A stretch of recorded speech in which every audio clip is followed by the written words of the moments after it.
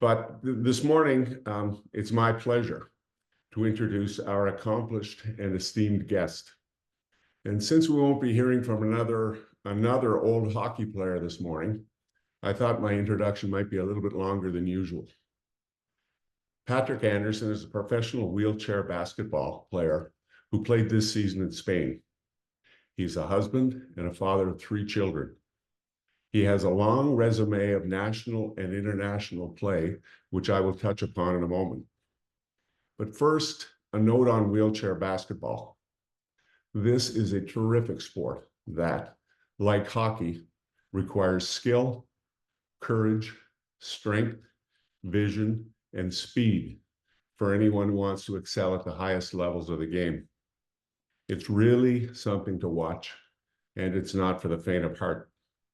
I'd recommend anyone to familiarize yourself with wheelchair basketball by watching the Paralympics or checking it out online. Patrick Anderson is the greatest player in the history of the sport. When you Google wheelchair basketball greatest player, only one name comes up: Patrick Anderson. Watching Patrick play and practice is a treat for a sports addict like me. I never thought I'd use the words graceful and wheelchair basketball in the same sentence.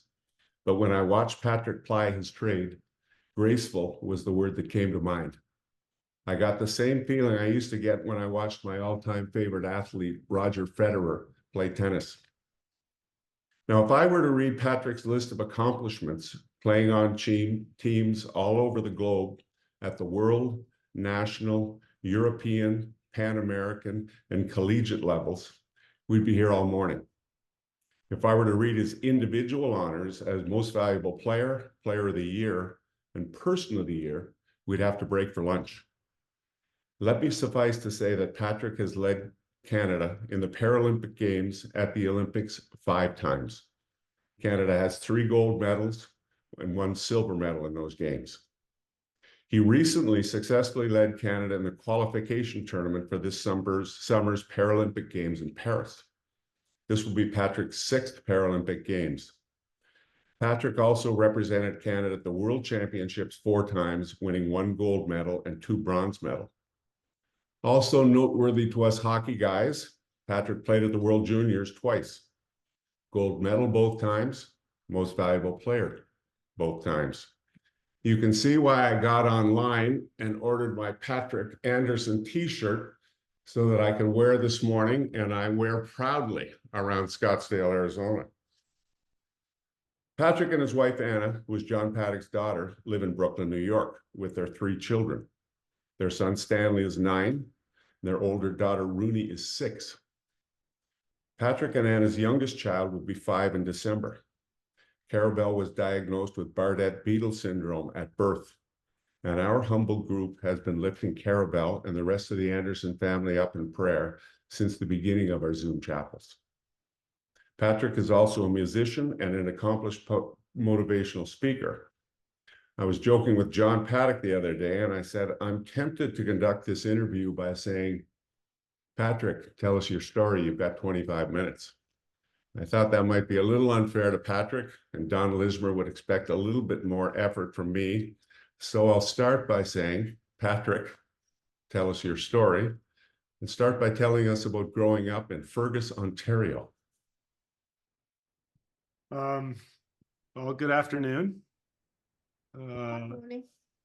Afternoon for us. We are in Spain still for a couple more days.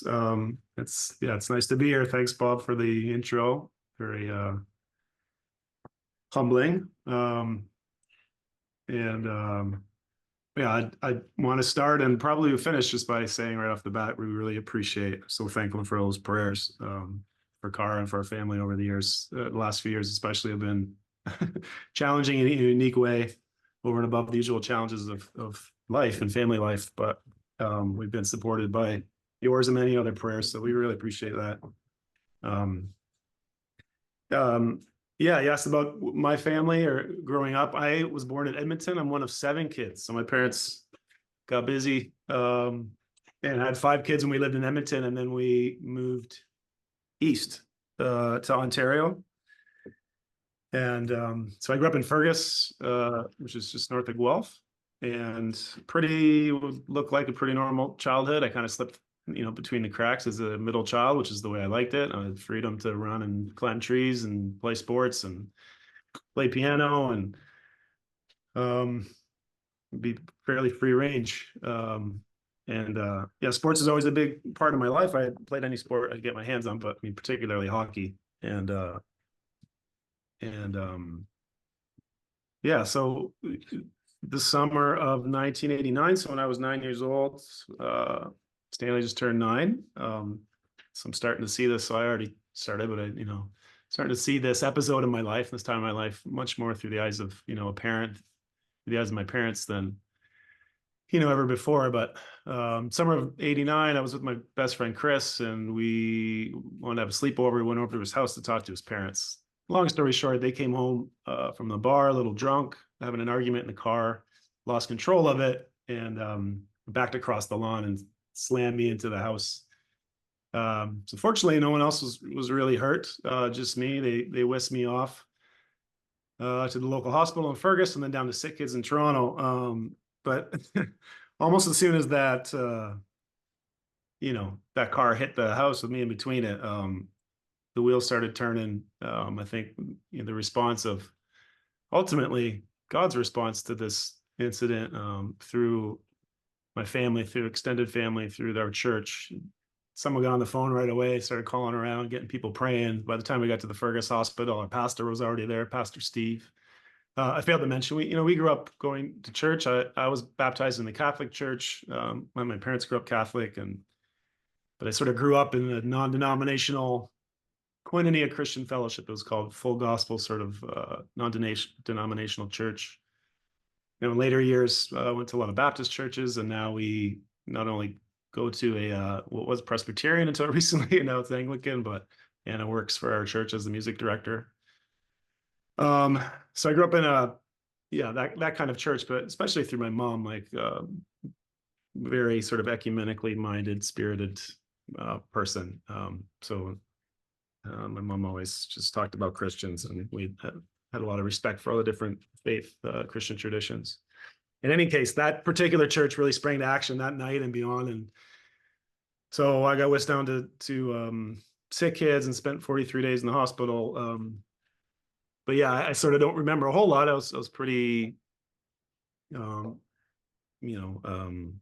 was sort of out of it, and then into the hospital bed, and woke up a few days later with no legs, just below the knees on both sides. And then a couple days later, celebrated my 10th birthday, best birthday I ever had. I got a Nintendo for my hockey team, actually.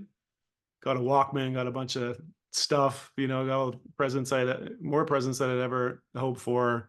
I was suddenly the center of attention in my family, which was great and awful at the same time. But, it was a big bomb sort of thrown in the middle of not only my life, but my family's life. And, but the sort of ripples of grace sort of started, extending out and, have continued even to this day. So, yeah, so that's the accident in any case. And effectively the end of my hockey career. But it led, Patrick, and watching the various documentaries and stuff online, it led to you discovering basketball. Tell us a little bit about that and how that changed for an athletic young kid. Yeah, sometimes I tell my story. I talk about how a very vivid memory, which is sitting. I will answer your question. Sitting on a swing in my parents' backyard. I used to sit back there and swing and pray for my legs to grow back. And, and this was after having been introduced to wheelchair basketball, having fallen in love with it. It was, wheelchair basketball was a great sort of beacon of hope that was given to me, but it didn't sort of smooth everything out for me right away.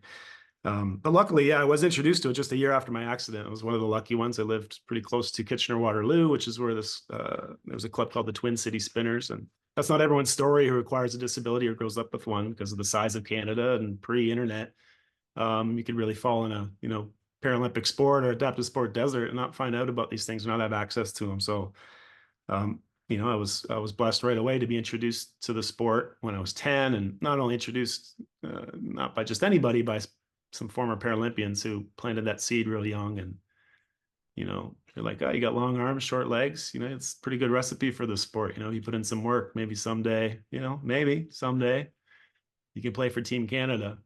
So that was at the summer camp, like I said, just a year after my accident. And so you'd think, I was just like flying high. It had been a very hard year, and just sort of being able to physically, become independent again was a real struggle. But that, the light bulb certainly went on when I, at that camp, and I came home just in a sense, a new man, a new 10-year-old man with a new purpose and joy in my life, and hope.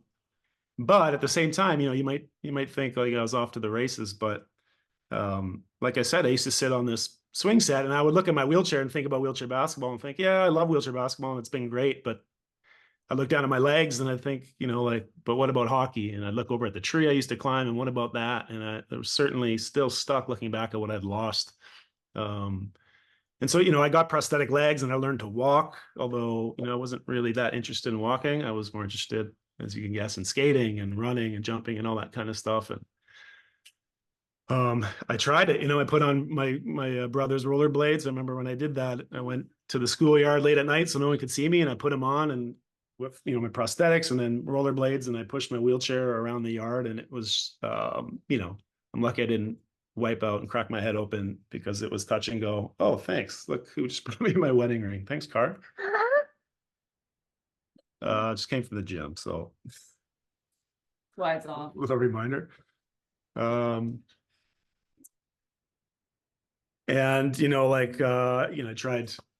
tried skiing at a winter camp, and I fell in the snow by myself and sat there for an hour, and so I really tried, to kind of get back what I'd lost. And at the same time that I was, offered this path forward, and it was a real struggle for a few years. And there was a real breakthrough, I remember, and it came through wheelchair basketball. For a few years there, I was really reluctant to let anyone see me, anyone back home, anyone at school, see me without my prosthetic legs. I just wanted to look normal. I wanted to be normal. I wanted to fit in. And so I was pretty shy in that regard. But the one place I felt free was at wheelchair basketball practice. But this one time I thought, you know what? No, I'm going to bring my legs there too. So I wore my legs to wheelchair basketball practice, which is I'd never done before, and I haven't done since. It was the one and only time. And I wheeled into the practice on the court. I grabbed the ball. I started warming up, and everyone noticed. And my coach, Jeff, in particular, noticed. And he actually came over discreetly, and he sort of pulled me aside, and he said, Pat, I'm happy for you, man. Like, the legs are great. It's awesome. And he said, out here, those things are only going to weigh you down. He's like, you have a gift, like I mentioned earlier, your long arms and short legs. It's the perfect recipe for wheelchair basketball, right? You're tall. You don't have any extra weight. You're fast. But he's like, it's not my decision. It's yours. I'm not going to tell you what to do. But if I were you, I would lose the legs. And that was just one moment. It didn't happen overnight, but, over the course of a few years, and with coaches like Jeff really building me up and pointing me towards the future, this future I had in wheelchair basketball, and away from the sort of what I'd lost.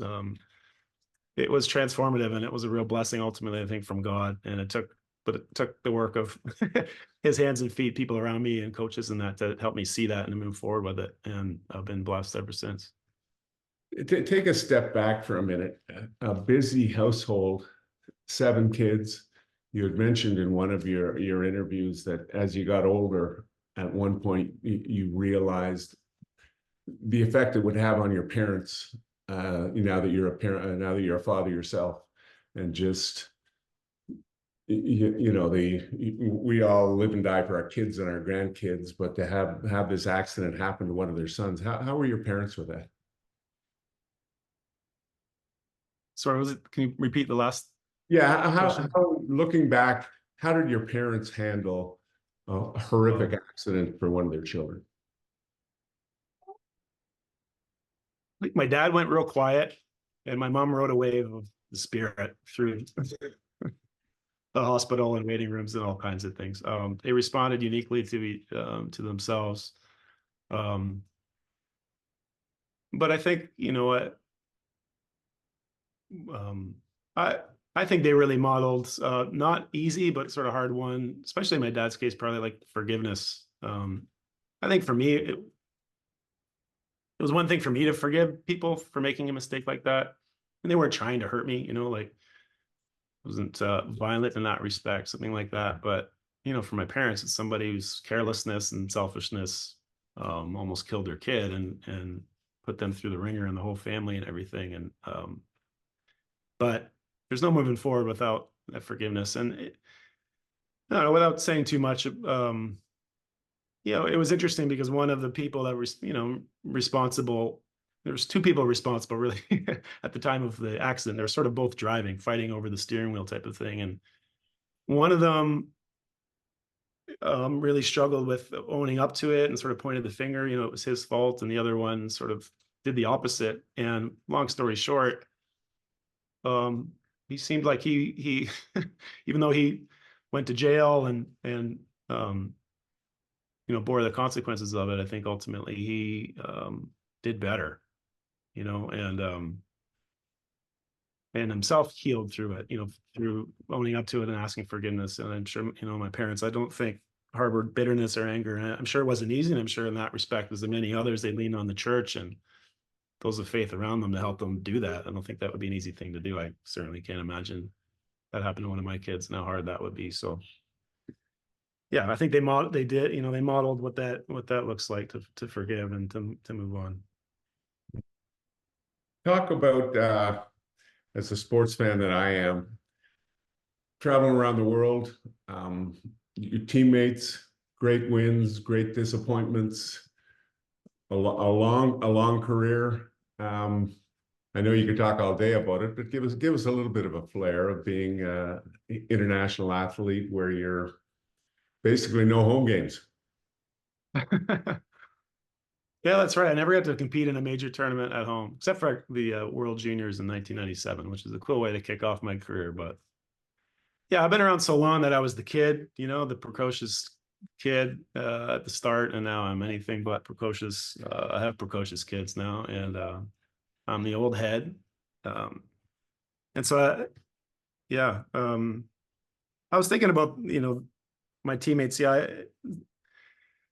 and sort of highlights and stories from my career. And yes, there are many. But one that really stands out is, you know, in 2000, that was my first Paralympics, and we won the gold medal. And you know, if you Google me, uh,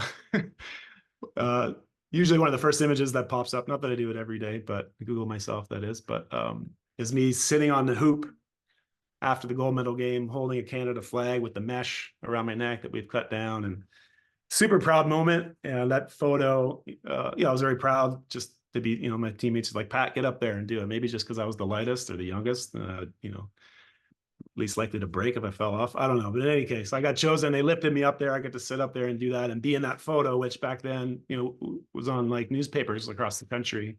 You guys remember those newspapers?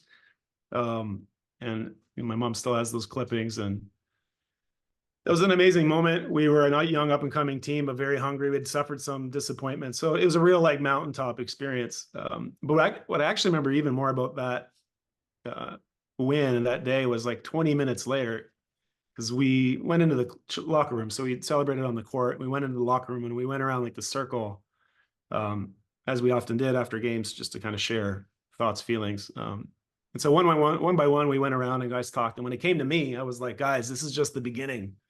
This is the start of a dynasty.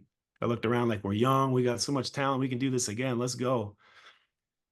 And the next guy was my teammate, James. He just kind of had this smile on his face. And he's like, listen, Pat, I hear you. Okay. But stop right there. It's like, that's for tomorrow. He's like, right now, this is about this group and this group of people right here and this moment. And I was like, oh, yeah. And he just slowed me down and really helped me appreciate, you know, living in the moment and not taking it for granted. I was already zooming past that moment and taking so much for granted about having a long career and winning and this and that. And that was a really wise thing to say. And the funny thing was, though, was like we were both right. You know, I was right about my prediction, and we were a hungry young group, and we went on to win again. But he was more right, if you know what I mean.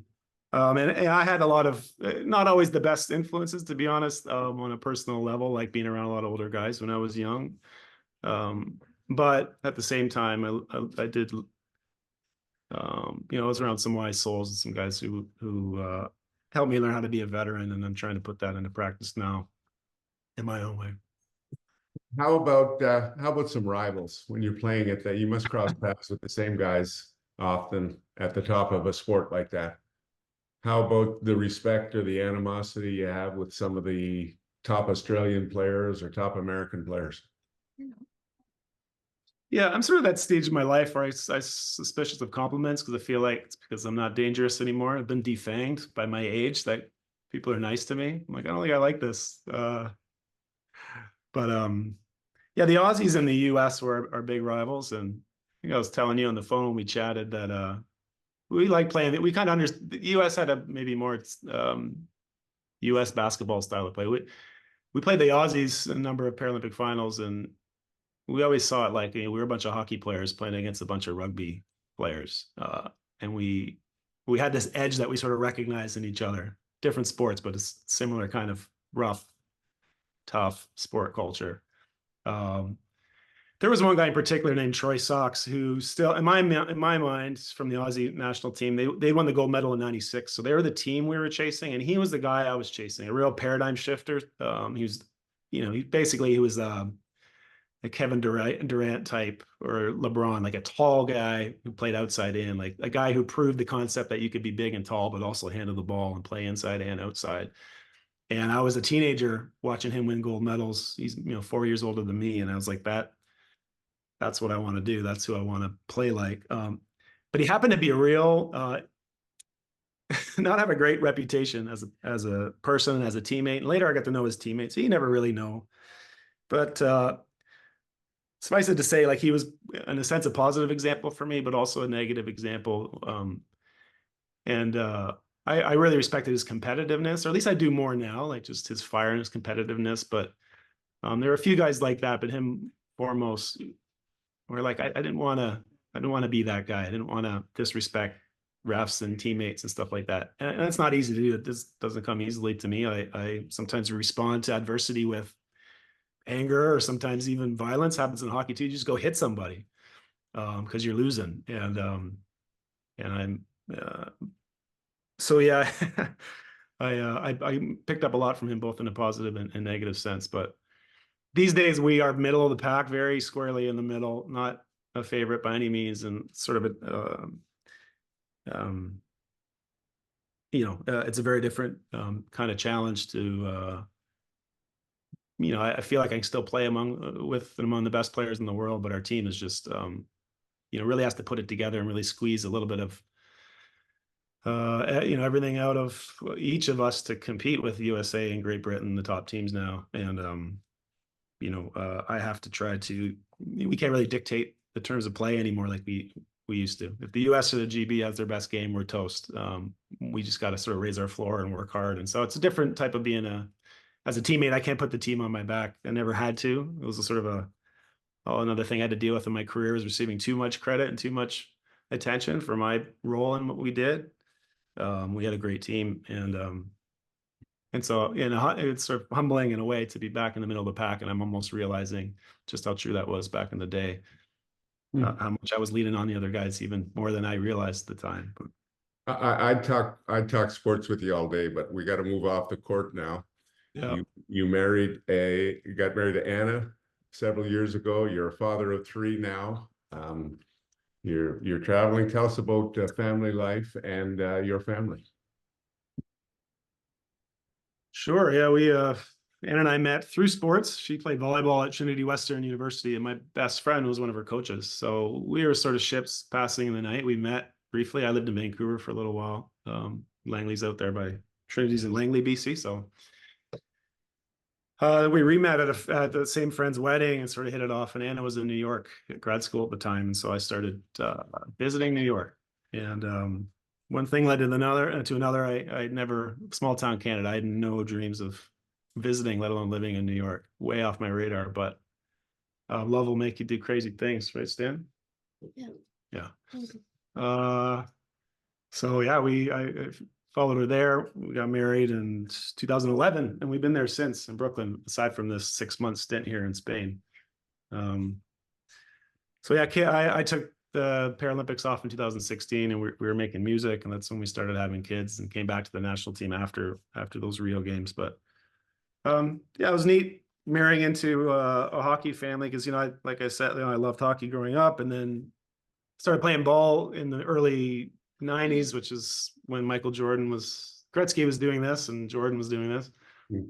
So I got on that train as an NBA fan. I never really got off, but after, you know, meeting Anna and meeting John, he was with the Flyers at the time, so we started going to some Flyers games down in Philly and New York, and I realized what that rivalry was all about, and just kind of pulled me back into the hockey orbit. And even today, as much as I feel at home on a basketball court, when I go into a rink and smell that smell, that's like Childhood. that's childhood. It's joy, you know, that feeling comes over me. So I was need to get pulled back into that orbit, something that I used to love so much.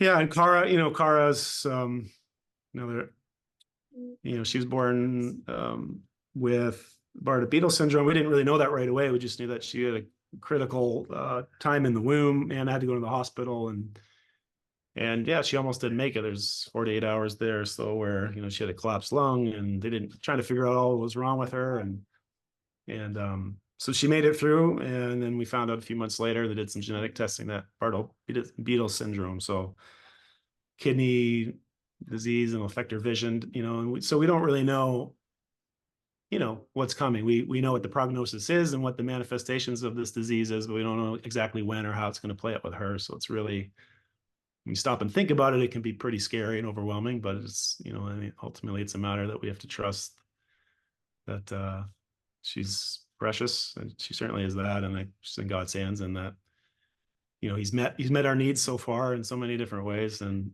we can only believe that he's going to continue to meet hers and ours. Before I turn it back over and let you guys get on with your day, how about now you're about to head into what everybody on this call has headed into, retirement. You're not going to be a basketball player anymore. What's the Anderson family got planned after the Paris Olympics and moving on from there back to Brooklyn? I don't know. Anyone have any tips? It's the question of every day. You're the experts.